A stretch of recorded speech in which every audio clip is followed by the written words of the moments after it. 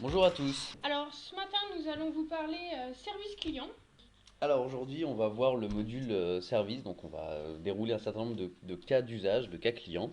On verra un petit peu comment on traite les demandes, à la fois les demandes simples, à laquelle on va répondre immédiatement à notre interlocuteur, et puis celles qui vont nécessiter un petit peu plus de travail, de processus dans l'entreprise. On verra comment Edil nous aide justement à définir voilà, tous ces process et toutes ces règles de traitement du service client. Alors, un petit chiffre pour commencer ce webinaire. Laetitia, est-ce que tu sais que environ 50% des clients changent de fournisseur suite à une mauvaise expérience avec leur service client? Alors, 50%, ça me semble beaucoup, mais ça ne m'étonne pas en fait.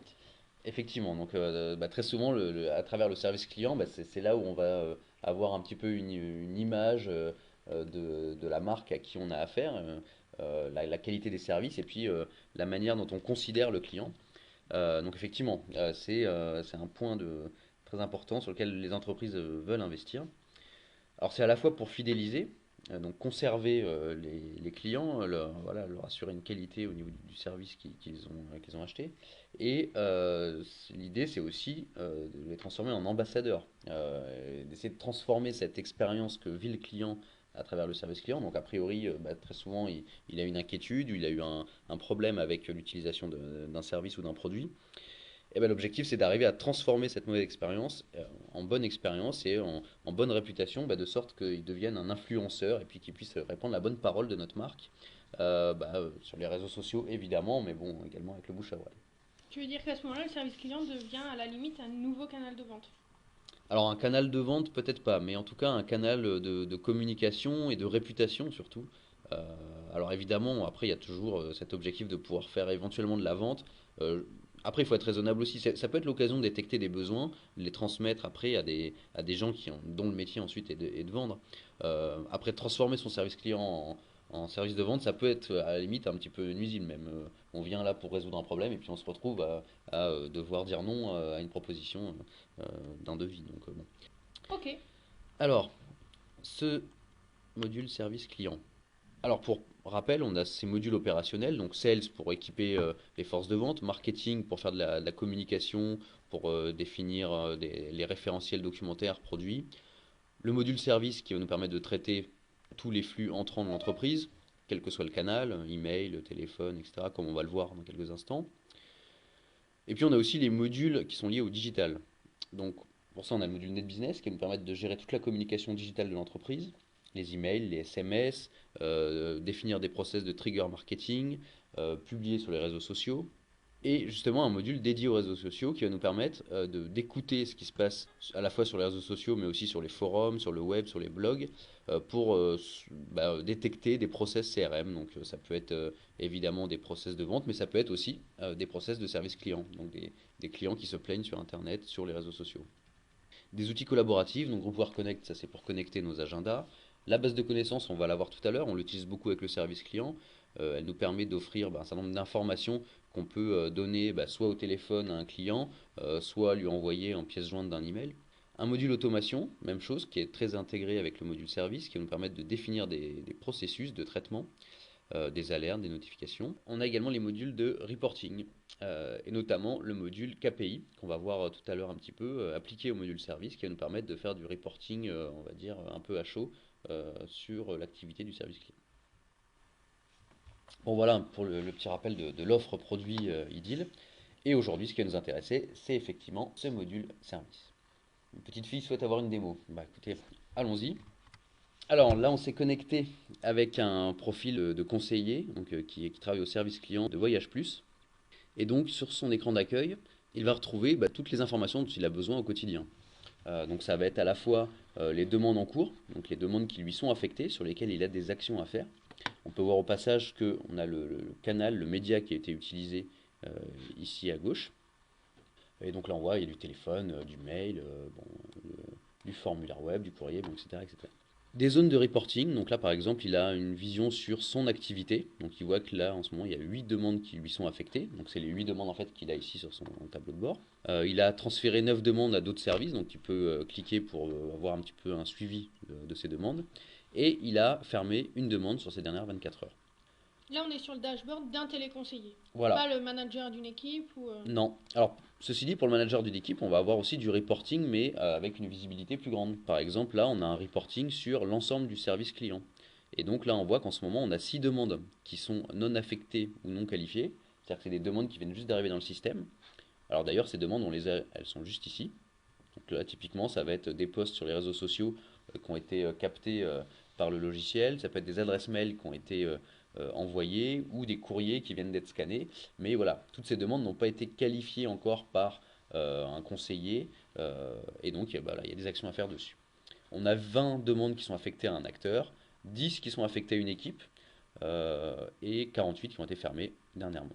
Alors on a également des petites alertes, donc là on a des alertes visuelles, donc du vert, du rouge, qui vont nous permettre un petit peu de savoir sur quelle demande travailler en priorité. Donc par exemple je peux trier mes demandes en fonction de la date proposée de réponse. Je peux aussi cliquer par priorité, voilà, pour voir quelles sont les demandes que je dois traiter en premier. Justement on va s'intéresser à notre première demande. On va partir sur une demande qui a été déposée en interne. Donc là, en interne, ça veut dire quoi? Ça veut dire qu'une personne est venue en agence. Pour le cas de Voyage Plus, est venue dans une agence de voyage. Exactement. Et donc, comme au comptoir, on n'avait pas la réponse, on n'avait pas de quoi traiter la demande, on l'a créé dans le dossier du client et c'est arrivé ensuite au service client qui s'occupe de recontacter notre client de Damien Lesage. D'accord. Donc là, on est sur l'écran d'une demande en cours. Est-ce que Oui. tu peux nous dire un petit peu tout ce qu'on a là sur l'écran? D'abord ici, en haut, j'ai la qualification. Donc là, on voit que c'est une demande qui est dans la catégorie information, partenariat, hôtel. Donc probablement, notre client Damien Lesage souhaite avoir des informations sur des hôtels partenaires de l'agence Voyage Plus. On a un code ici qui nous permet en fait de l'indiquer dans toutes les communications et notamment au téléphone. Donc voilà, si Damien Lesage a reçu un email avec le code de la demande, il va pouvoir rappeler ce code pour qu'on comprenne bien sur quel contexte on travaille. On a ici le statut qui nous indique où on en est dans le traitement. Donc là, on voit que la demande est en cours, donc il y a déjà eu des actions qui ont été faites, donc elle n'est plus à nouvelle. On a l'identité du demandeur, donc là il s'agit de Damien Lesage. Priorité, la demande est urgente, donc c'est ce qui nous a permis de trier cette demande dans la liste de travail. On peut rattacher cette demande à un produit également, si jamais on a voilà, un problème sur un produit en particulier. L'acteur en charge, c'est moi, Johan Gardot. Je vois que j'ai des moniteurs, donc ça c'est des gens qui vont être alertés de l'évolution de la demande. Donc typiquement, ça peut être le conseiller commercial en charge du client Damien Lesage, ça peut être aussi le responsable du produit. Voilà, donc des profils un petit peu transverses qui peuvent être notifiés de l'avancement de la demande. Donc cette demande a été créée le 26 mars 2016 par Dominique Miller. Elle n'a pas encore été fermée et une date de réponse est proposée au 9 avril 2016. Ensuite, j'ai le mur qui va me rappeler un petit peu tous les derniers événements qui ont eu lieu sur la demande, donc des changements de statut, des changements d'affectation par exemple. Je peux aussi l'utiliser comme zone de commentaire pour voilà, noter rapidement une information. Les interactions, donc ça c'est toutes les actions qui ont été menées ou qui doivent être menées pour traiter la demande. Donc là je vois que justement j'ai une action transmettre nos offres partenaires qui a été créée. On va la réaliser. Alors là je suis sur un écran de réponse par email. C'est-à-dire que là Edil va me proposer une fonction où je vais pouvoir indiquer le contenu du message et ensuite l'envoyer. Alors, le canal qui est choisi de réponse, comment est-ce que le choix se fait? Alors là, ça a été fait de manière assez simple. Soit un client me contacte par mail, donc a priori le média par défaut va être l'email. Si c'est le téléphone, on va lui répondre par téléphone. Alors après, ça n'empêche pas, quand on qualifie la demande, de demander au client comment il souhaite avoir les informations. Et là, probablement, il a dit envoyez-moi ça par mail. D'accord. Donc au moment où on a qualifié la demande, on a dit répondre par email. Du coup, lorsque la demande arrive pour traitement, c'est ce média-là qui est privilégié. Ok. Donc là, on voit qu'on peut indiquer à qui on va envoyer cette adresse. Alors, on note qu'on a ici l'adresse du client, Damien Lesage. On a aussi mis en copie les moniteurs, donc les gens qui voulaient être tenus au courant de l'avancement de la demande. Et puis, il y a aussi mon adresse à moi, Johan Gardot. Là, c'est moi qui suis connecté, de sorte que j'ai une copie, si je le souhaite, de l'email que j'ai envoyé dans mon Outlook ou dans mon Lotus Notes. Alors, je peux rajouter des personnes en copie, et puis je peux indiquer avec quelle adresse je vais envoyer. Là, par exemple, on va envoyer avec l'adresse générique. Donc là, c'est par exemple service client@voyageplus.fr. Je peux aussi utiliser mon adresse principale. Alors du coup, le client, s'il souhaite répondre à cet email, soit cet email va revenir dans Edil, et va enrichir le dossier de la demande, soit si j'indique que c'est envoyé avec mon adresse, ça va passer dans Outlook. Alors là, par contre, je passe plus dans le CRM, donc attention. Enfin, Outlook ou ma messagerie. Exactement, oui, la messagerie locale. Alors là, on va utiliser l'adresse générique, comme ça, si Damien Lesage me répond, bah, ça va venir enrichir la demande. Je peux mettre à jour ma demande, et donc par exemple là, je vais indiquer qu'on souhaite fermer la demande. Priorité, très bien. Description, eh ben, on va lui envoyer les brochures partenaires. Et pour envoyer ces brochures, on va utiliser la base de connaissances. On a une fonction ici, explorer la base de connaissances, et qui va s'ouvrir directement sur le motif d'appel de mon client. Donc là, je vois, j'ai des partenariats avec Mercure France, donc je peux un petit peu consulter ces fiches de connaissances, et puis les ajouter à ma sélection. J'ai également un partenariat IBIS, donc on va l'ajouter. Et puis si je veux, je peux après explorer librement dans la base de connaissances pour ajouter d'autres documents. Par exemple ici, je vois qu'on a également une offre de parking, et donc je vais l'ajouter également à mon panier. On va enregistrer. Voilà, donc là j'ai sélectionné un certain nombre de fiches de connaissances, donc qui vont permettre de répondre à la demande de mon client. Je vais les joindre à l'email. IDIL va générer un PDF automatiquement. Et je vais utiliser ici un modèle de message. Réponse à votre demande. Et on va charger le message. Et donc là, automatiquement, IDIL voilà, m'a mis la charte, a personnalisé. Bonjour Monsieur Damien Lesage. On aurait pu reprendre aussi le code de la demande. Voilà, donc les informations sont vraiment personnalisées pour être envoyées au client. Une fois que j'ai terminé, je peux cliquer sur Envoyer.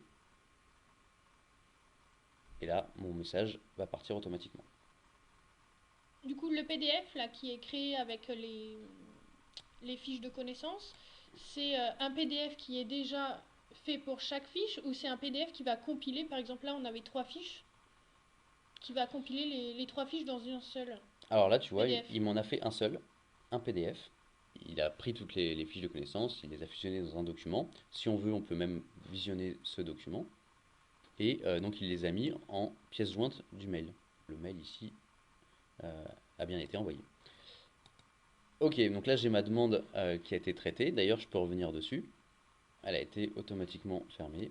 Et on voit ici que ça a été tracé. Donc ça a été fermé par Joanne Gardot. Là, c'est moi qui suis connecté le 31 mars à 9h52. Alors, deuxième demande, là on vient de traiter donc une visite, je dirais, au comptoir en envoyant un email. Est-ce qu'on peut traiter plusieurs demandes à la fois? Plusieurs demandes du même type par différentes personnes. Et typiquement, ça, c'est le genre de choses qui peuvent arriver. Effectivement, je me connecte le matin à mon logiciel de service client et puis je vois que ce matin, on a eu plein de problèmes de livraison. Et donc, j'ai voilà, une trentaine de mails qui sont arrivés dans le système et probablement, il va falloir répondre à ces clients en leur disant qu'on fait le nécessaire pour traiter le problème de livraison. Alors, du coup, on a effectivement cette fonction où là, je peux sélectionner plusieurs demandes à la fois avec les cases à cocher. Et j'ai cette fonction répondre par mail que je vais pouvoir utiliser. Alors là, automatiquement, je vais arriver un petit peu sur le même écran qu'on avait tout à l'heure, où on pouvait envoyer un mail au client. Sauf que là, on va envoyer un message à l'ensemble des demandeurs. D'ailleurs, Edil ici me les a répertoriés. Donc alors il en a trouvé 4 avec des adresses mail connues. Par contre, on a 2 demandes sur lesquelles on n'a pas d'adresse mail. Donc c'est probablement les demandes qui venaient des réseaux sociaux ou quelqu'un qui est venu en agence mais qui n'a pas laissé son adresse mail. Donc celles-ci resteront ouvertes une fois qu'on aura envoyé l'email. Voilà, celles-là on va pas y toucher, elles vont rester dans à traiter, il faudra que je trouve un autre moyen d'y répondre. Alors que celles-ci, on va pouvoir les traiter tout de suite. D'où l'utilité d'avoir l'adresse mail du client, effectivement. Alors je peux, comme tout à l'heure, mettre des adresses en copie cachée. On va mettre à jour le statut de la demande. On va dire par exemple qu'elle va passer à fermer.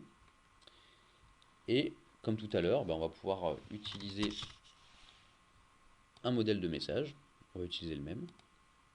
Alors évidemment, là, ça peut être des messages types. Par exemple, suite à une panne, on a un message type. Suite, je sais pas, à un incident ou voilà, un événement qui a eu lieu. Bon voilà, après c'est une bibliothèque de messages qu'on peut se constituer et puis répondre rapidement au client. Alors on a également ici la gestion des pièces jointes, on n'en a pas parlé, mais je peux ajouter un document qui serait sur mon bureau, que j'ai en local, ou utiliser la base documentaire. Donc dans ce cas-là, le document serait envoyé en pièces jointes. Et comme tout à l'heure, on va envoyer Et donc là, Idil va travailler sur chacune des demandes et envoyer un mail au destinataire. Et là, on voit, on a comme tout à l'heure, on pouvait choisir l'adresse avec laquelle on envoyait. Donc soit utiliser l'adresse générique du service client, soit utiliser mon adresse personnelle, Johan Gardot par exemple. Ça y est, Idil a fini de traiter mes mails. Et si je vais dans un traité, hop, je vois, j'ai plus que les deux. Tu te rappelles, Laetitia, les deux Oui, demandes que tu Idil n'avais ne pas pouvait pas d'email. traiter parce qu'on n'a pas d'email, en fait on n'a pas identifié le demandeur. Voilà, donc celle-là, il faudra que je trouve d'autres moyens pour y répondre si je veux donner une réponse à mon client. Comment ça se passe pour les autres canaux? Très souvent, on utilise le mail, le courrier, le téléphone. Et là, on voit, on a effectivement une demande qui nous est venue par courrier. C'est un client qui s'appelle Julia Perrier, priorité urgent. Donc c'est bien affecté chez moi et ça a été traité il y a un petit moment. Donc effectivement, on comprend que ça devienne prioritaire. Ça a été créé il y a un mois. Bon. Ah, toujours pareil avec le mur, je vais pouvoir avoir un petit peu un historique. Donc je vois que c'est passé au back-office, que c'est passé au niveau 2. En termes d'interaction, il y a déjà eu des actions qui ont été faites. Donc il semblerait que en fait, ce problème d'excursion non conforme ait déjà été audité auprès de notre prestataire. Et donc il y a une action qui m'a été affectée, qui est une action d'envoyer un bon cadeau. Dans la zone pièce jointe, je vais retrouver ici le courrier de ma cliente. Et donc, ce qu'elle nous dit, c'est qu'elle se plaint suite à un voyage qui s'est mal passé, qui ne lui a pas donné entière satisfaction. Alors un petit peu comme tout à l'heure, Idil me proposait de faire un email sortant. Cette fois-ci, on va me proposer d'envoyer un courrier. Donc elle nous a contacté par courrier. Par défaut, on va lui répondre avec le même canal. Alors on va arriver un petit peu sur le même écran que tout à l'heure, sauf que là on va avoir un écran qui est adapté aux médias courrier. On va pouvoir sélectionner le destinataire, indiquer l'adresse. Alors là il se trouve qu'elle a une seule adresse, mais si j'avais eu plusieurs adresses sur ce client, j'aurais pu sélectionner à quelle adresse je voulais lui envoyer. Comme tout à l'heure, on va clôturer la demande et dire envoi du bon cadeau par courrier. Cette fois-ci, on ne va pas forcément utiliser la base de connaissances. Par contre, on va utiliser un modèle. Réponse à votre demande. Et puis là, je vais pouvoir mettre un petit texte. Vous trouverez 6 juin un bon cadeau valable dans toutes les agences. Là, ça veut dire que dans le modèle, en fait, il y a un espace qui est prévu pour les notes qui sont saisies dans ce cadre-là. C'est exactement ça. Une fois que j'ai terminé, je clique sur générer. Et là, automatiquement, Idil va me générer mon courrier. Réponse à votre demande. Et là, je retrouve le texte que j'ai tapé. En fait, c'est un texte qui s'insère au milieu du courrier avec l'entête du courrier, un peu de texte, la fin du courrier, et au milieu, j'ai une zone qui est personnalisée et à laquelle je peux taper mon texte. Ce qui fait gagner un temps incroyable aux conseillers. Voilà, c'est l'objectif. Et donc ce document, après, alors soit je l'imprime directement ici, soit je l'envoie à un routeur qui s'occupe d'envoyer le courrier. Alors ça c'était pour le courrier. Tout à l'heure tu disais que les canaux les principaux pour un service client c'était l'email, le courrier, le téléphone. Montre-nous un petit peu ce qu'il en est du téléphone. Alors pour le téléphone, on va effectivement avoir en général des outils de couplage avec la téléphonie. C'est ce qu'on a simulé ici avec cette interface. Ça veut dire qu'on aura la remontée de fiches en fait, suivant le numéro qui nous appelle. Je suis en train de travailler sur mon courrier, j'ai terminé de le traiter.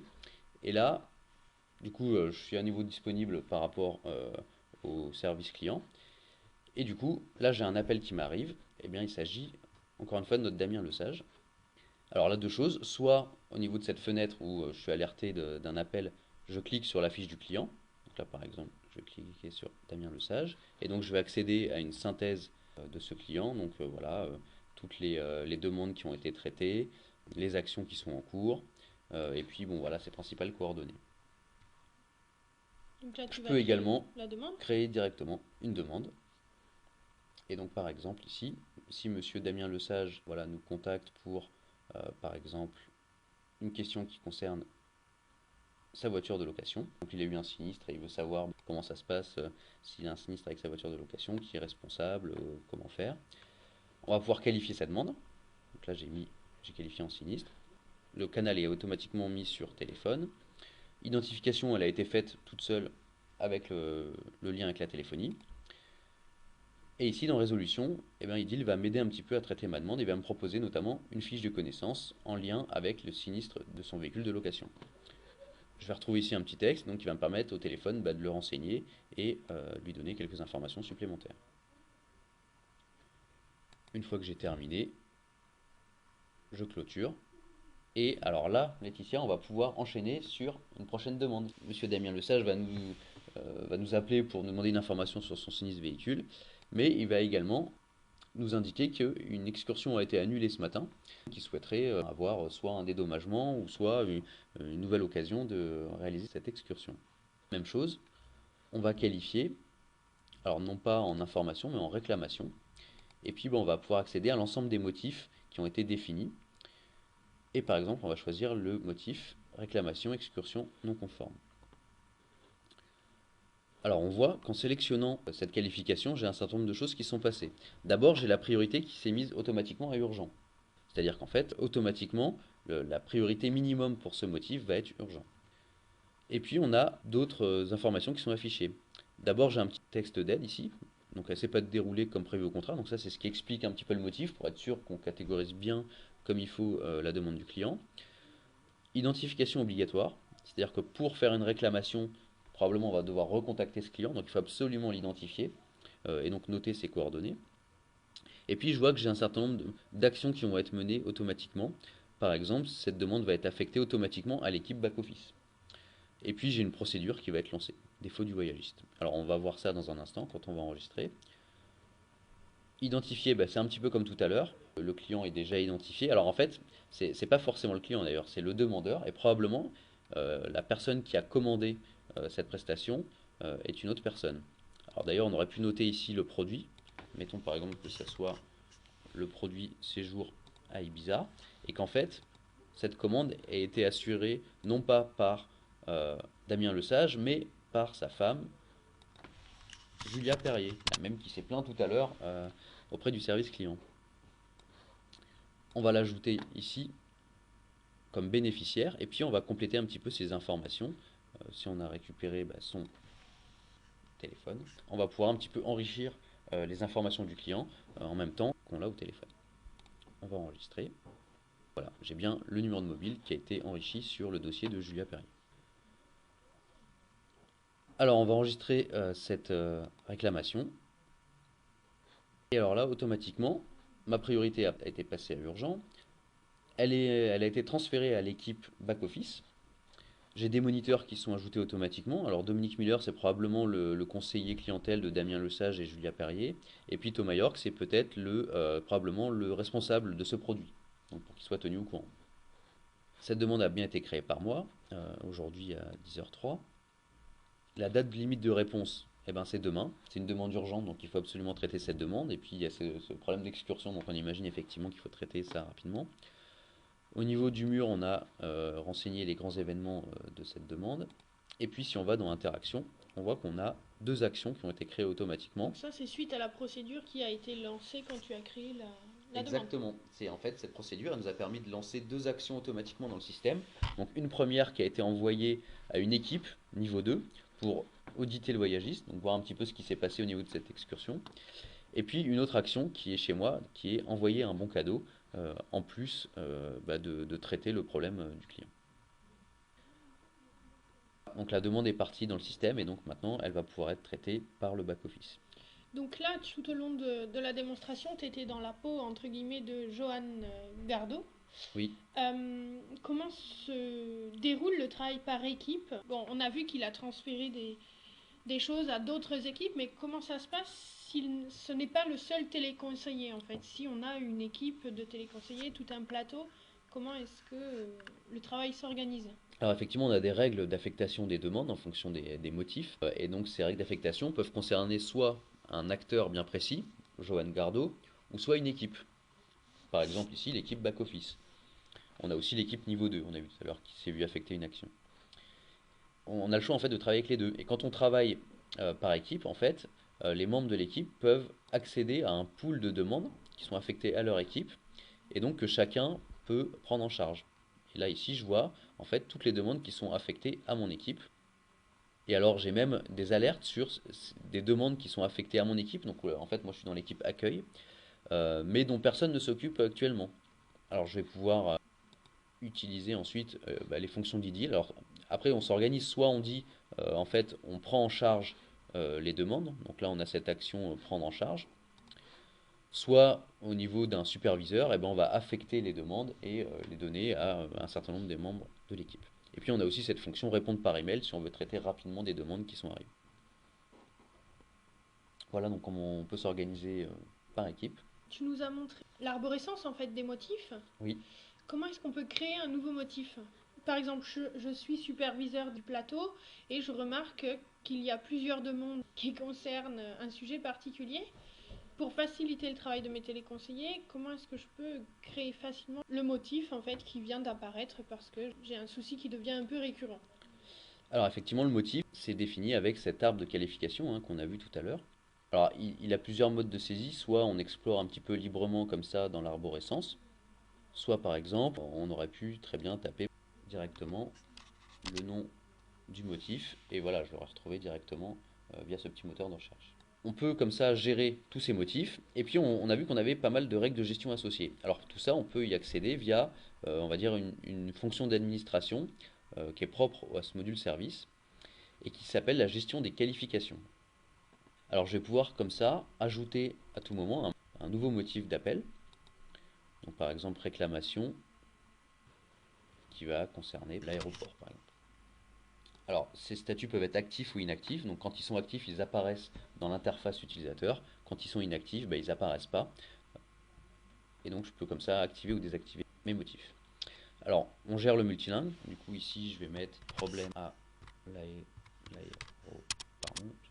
l'aéroport. Je peux mettre une petite description. Tout à l'heure, on avait une petite aide qui s'affichait à l'utilisateur. Donc voilà, pour tous ceux qui concernent, par exemple, les bagages euh, et on va dire les retards des compagnies, ce qui n'arrive jamais. On peut mettre un équivalent en anglais. On va mettre airport request, etc. Donc du coup, après, on peut mettre une aide en anglais, bon, chinois, espagnol, etc. Et puis, Après, la langue qui apparaîtra, ce sera celle du téléconseiller qui se log, c'est ça? Pour le multilingue. exactement. Alors par contre, la réponse, après, on peut choisir dans quelle langue on l'a fait. Oui. Alors le workflow, ça on l'a pas vu, mais on a effectivement un autre moyen pour traiter les demandes. On a ce système de workflow qui va nous permettre en fait de définir le process de résolution de la demande au sein de notre organisation. Donc là par exemple, on va retrouver un certain nombre d'états que peut prendre la demande. Donc elle peut être à qualifier, passer au niveau 2, en cours, en attente client, bon, etc. Et puis on va avoir des transitions à chaque fois. Alors par exemple ici on est sur une demande qui est en cours et je vais par exemple pouvoir utiliser la transition transmettre pour l'envoyer au niveau 2. C'est ce qu'on va avoir ici avec ce bouton là, transmettre. Et là quand j'active cette fonction, je vais avoir un certain nombre de champs qui vont être obligatoires. Par exemple ici j'ai une petite note à laisser au niveau 2, mais par exemple pour expertise, on va transmettre. Et là automatiquement on va avoir un certain nombre d'actions qui vont être faites. Elle est passée en statut niveau 2, et donc il y a une alerte probablement à l'équipe niveau 2 qui a été envoyée afin qu'ils puissent traiter cette demande. Donc ça c'est ce qu'on appelle les workflows, et du coup on peut définir motif par motif un workflow bien particulier afin de faire circuler cette demande et s'assurer qu'elle soit bien traitée. FAQ, ça représente la base de connaissances. Donc là en fait c'est ici où on va pouvoir définir les fiches de connaissances qui sont poussées au client. Donc là on est plus sur du traitement immédiat là. C'est celles qui sont suggérées en fait. Voilà. Tout à l'heure, on a vu avec tel motif, partenariat hôtel, on a eu Ibis et Mercure qui sont remontés. Là, c'est ça. Exactement. C'est ce lien-là qu'on fait. Donc là, par exemple, si c'est un motif qui concerne les horaires des agences, je vais pouvoir mettre comme ça une fiche de connaissance en rapport avec ce sujet. Si ça concerne les paiements, voilà, je vais pouvoir ajouter la fiche de connaissance paiement. Et une fois que j'ai fini, je valide. Et là, du coup, dès qu'on va avoir une demande qui va être qualifiée avec ce motif, l'agent va voir ces fiches de connaissances qui vont lui être poussées pour les proposer au client. Les procédures, donc ça tu te rappelles Laetitia, c'est ce qui nous a permis de créer des actions. Alors procédure et workflow, c'est assez proche. On va dire workflow, ça définit vraiment le chemin, ça définit des notifications à des acteurs, alors que la procédure va se contenter simplement de générer des actions, De les- créer des interactions. des interactions, voilà. Et les deux sont complémentaires. Affectation, donc ça c'est nos fameuses règles d'affectation par exemple, et là je vais pouvoir dire automatiquement cette demande va partir au back-office. Les SLA, on n'en a pas non plus parlé. Les SLA, en fait, c'est Service Level Agreement, et donc c'est des alertes qui vont être envoyées en fonction d'objectifs de délai de traitement. En général, c'est des logiques de contrat qu'on a avec nos clients, mais effectivement, ces contrats peuvent être différents en fonction du motif. Un problème sur un produit très technique, bah, probablement il va falloir le résoudre assez rapidement. Et puis par exemple, on aura un contrat étendu avec Weekend qui pourrait être appliqué. Autodisplay. Est-ce que tu sais ce que sont les autodisplays, Bah, Laetitia? depuis le dernier webinaire, oui. Ah, alors c'est quoi? Des champs qui s'affichent en fonction de la fiche sur laquelle on est. Non? Voilà, c'est à peu près ça. C'est des zones de l'écran euh, qui contiennent des champs. Donc c'est vraiment un outil de paramétrage. Et alors ce qui est intéressant, c'est que par exemple là, on va se créer une nouvelle demande. On va pouvoir, en fonction du motif, avoir une zone qui va être un petit peu conditionnelle. Par exemple, si on a un souci avec un vol, ça sera peut-être le code du vol qui sera à remplir. Exactement, c'est exactement ça. Là, si je choisis un sinistre, on va me demander l'immatriculation De la voiture. de la voiture. Mais si je prends, alors on va essayer de trouver un autre motif pour lequel on nous demande d'autres informations. Par exemple, là, j'ai choisi un colis qui n'est pas arrivé. Et ben, on va me demander le numéro du colis et puis le motif. Voilà, donc ça, on va vraiment pouvoir le définir motif par motif. Et puis, on va pouvoir utiliser des autodisplays en lien avec la qualification. Et la priorité, donc ça, on l'a vu tout à l'heure. Par exemple, ici, si je prends priorité moyenne, et ben, automatiquement, on va avoir une priorité minimale qui va s'appliquer sur ce motif. C'est-à-dire qu'en fait, là, j'ai choisi, par exemple, si je choisis élevé, automatiquement, la demande va être préqualifiée avec la priorité élevée.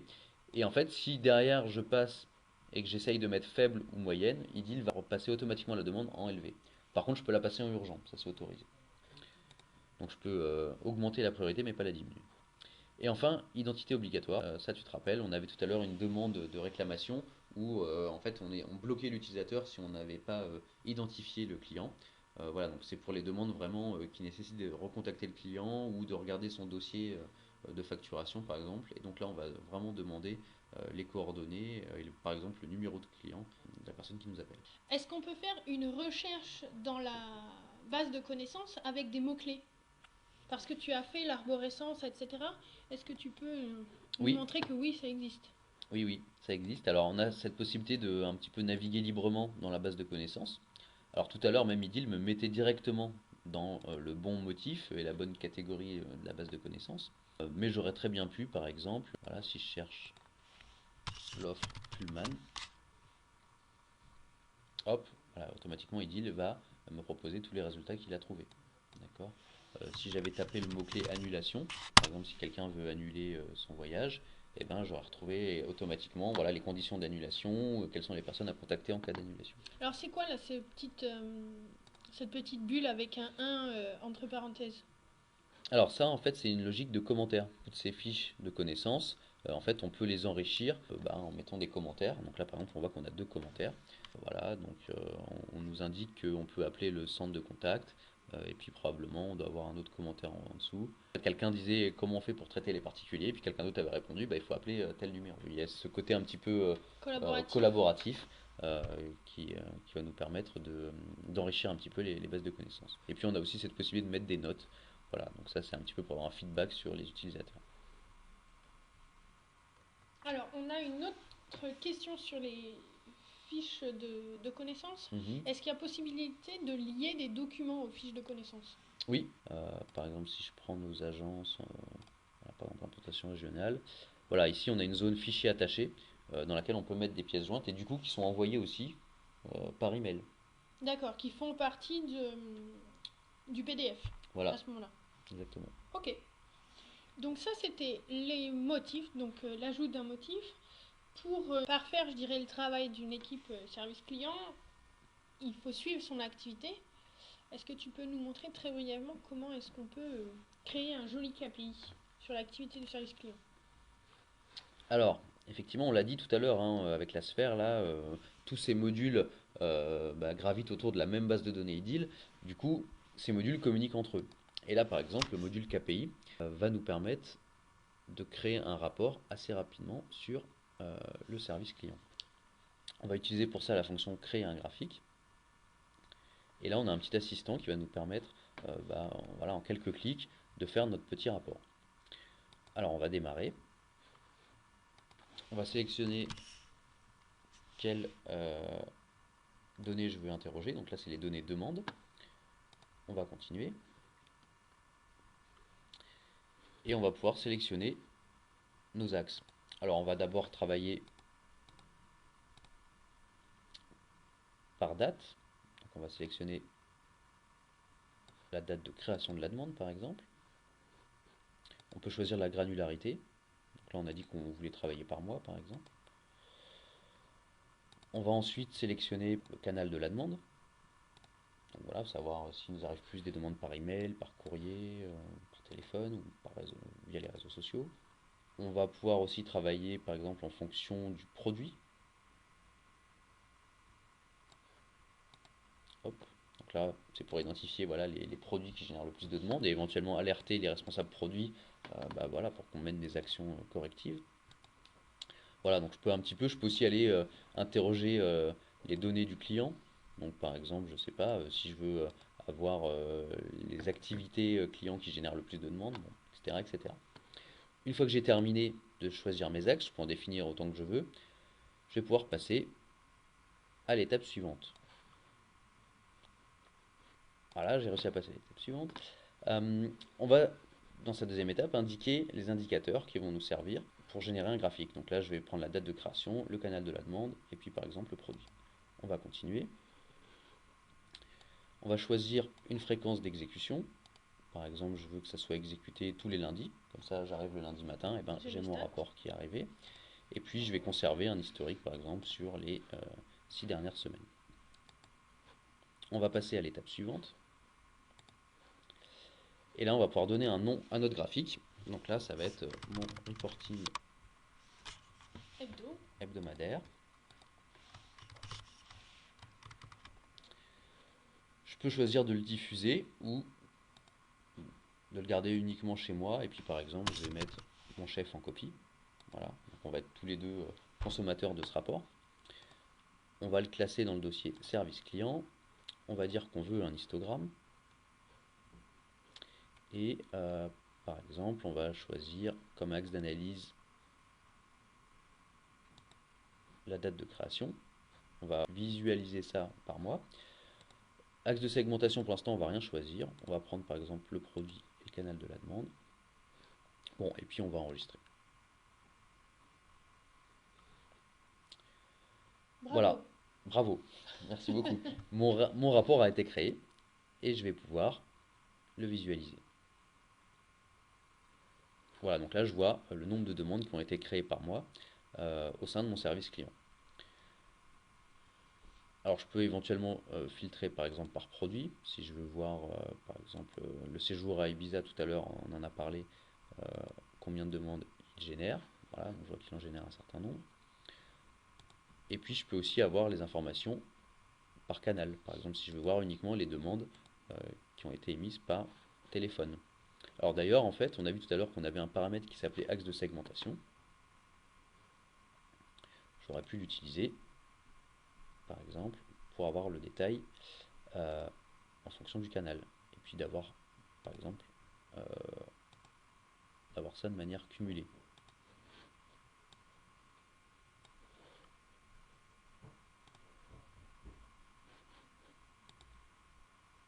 Hop.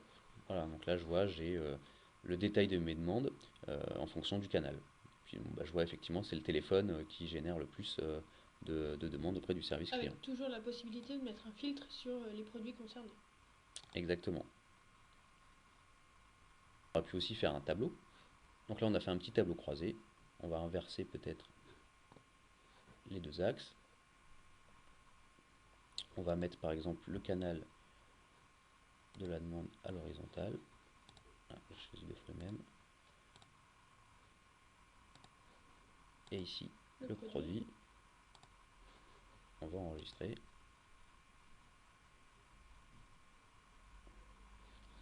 Voilà, et là du coup, je vais pouvoir voir les produits qui génèrent le plus de demandes.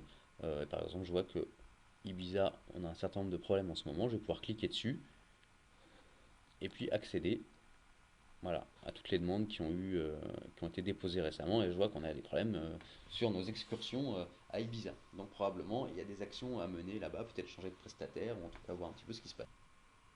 Ok. Thomas, merci beaucoup. Merci à toi, Laetitia. Eh bien, écoutez, merci à tous. Bonne journée et à Bonne journée bientôt. à vous, à bientôt.